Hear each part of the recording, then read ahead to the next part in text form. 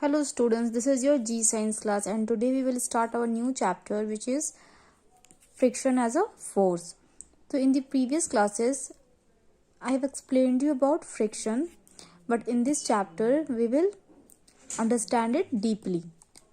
So first we will understand the meaning and concept of friction, and then characteristics of friction, then factors on which friction depends, disadvantages, advantages, and also method of reducing and method of increasing friction. So students, what is friction? So understand with this image. If a boy kick a ball, so ball rolling on a surface and after some time it stops. So do you know why ball stops after some time? Because of friction. So a moving object cannot come at rest unless some force opposes motion. So that force is called friction. A force which opposes the motion or tendency of motion of a moving object on a surface is called friction. Friction comes into action when two surfaces in contact move or tend to move with respect to each other. So frictional force always act in opposite direction. In opposite direction to the direction of motion. If we move a object with this side of friction, force acts in opposite direction. Look here. Look the surface of different object. You will find that there are many irregularities in almost all the surface. Surfaces that have less irregularities are smoother as compared to those that have more irregularities. When a surface is made to move over another surface, then irregularity interlock with each other. So this interlocking oppose the motion between surface, given rise to the friction. So if we want to move an object in a smooth surface, there is a low friction, okay, because in smooth surface we can easily push an object. But here in a rough surface we need more energy to push an object. Why? Because of high friction. So we need to get more energy to push an object in rough surface. So what do we understand here? In rough surface there is high friction, and in in smooth surface there is low friction. And now there are some factors on which friction depends. So here is the two basic factors in which friction depends. First, nature on the surface, and then weight of an object. Friction depends on the nature of the surface. The force of friction increase as the roughness of the surface increase. A smooth surface offers less friction than a rough surface. Okay? Therefore, it is easier to move a body over a smooth surface than over a rough surface.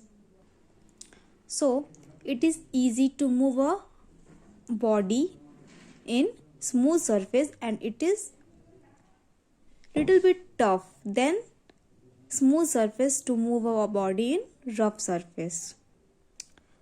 And now second factor is weight of an object. We find it easier to push or pull an object which has less weight, and it is difficult to push or pull an object which is heavy.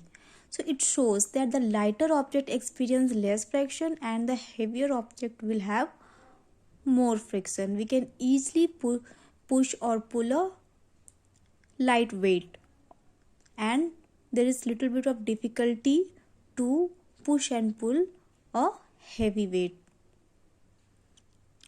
So it shows that lighter object experience less friction and heavier object will have more friction.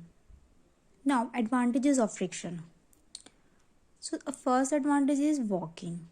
It is possible for us to walk because of friction. We walk only because of friction. It would be difficult to walk on a surface without friction. You will slip. What happens if there is no friction? You will slip and fall in the absence of friction.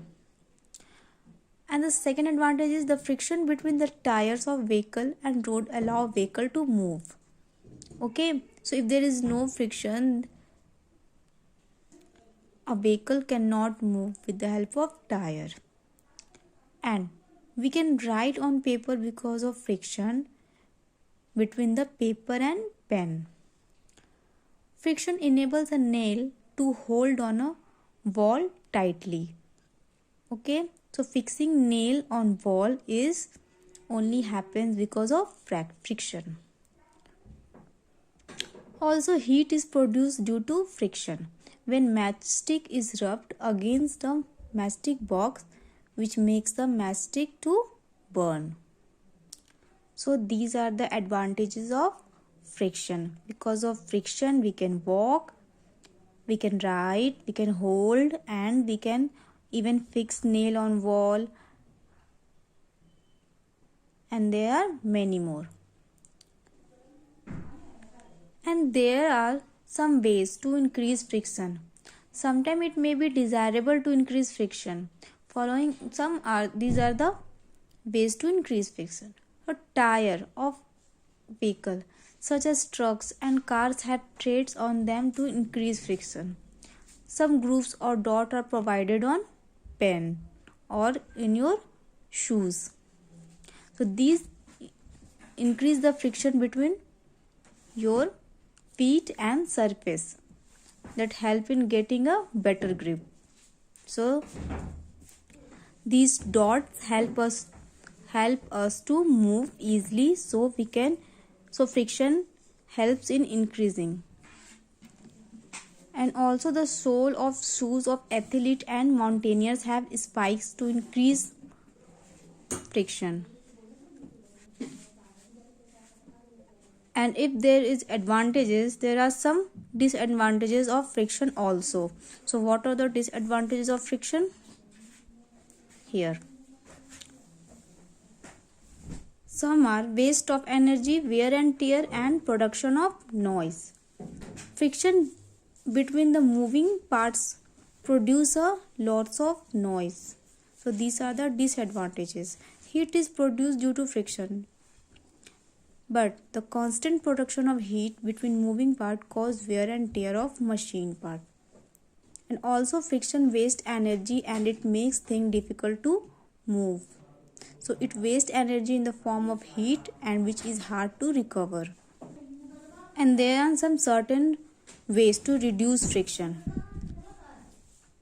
Polishing, using lubricant, using wheel or ball bearing. Polishing minimizes the roughness of a surface, hence reducing friction between surfaces. A lubricant fills the depression on the surface and forms a smooth thin layer between the contact surface, helps to reduce the friction. So to reduce friction, we use lubricant. This helps reducing the friction because between surfaces. Oil and grease are the commonly used lubricant. We sprinkle fine powder and dry lubricant on carom board to reduce friction. And also we use wheels or ball bearings. Wheel or ball bearing are used to make the moving part of a machine to roll over each other then slide. So in this way we can reduce the friction, and we use ball and wheels to reduce friction. Okay students, I hope you understand what I have explained you. In the next class we will do question answer. Okay, bye students, take care.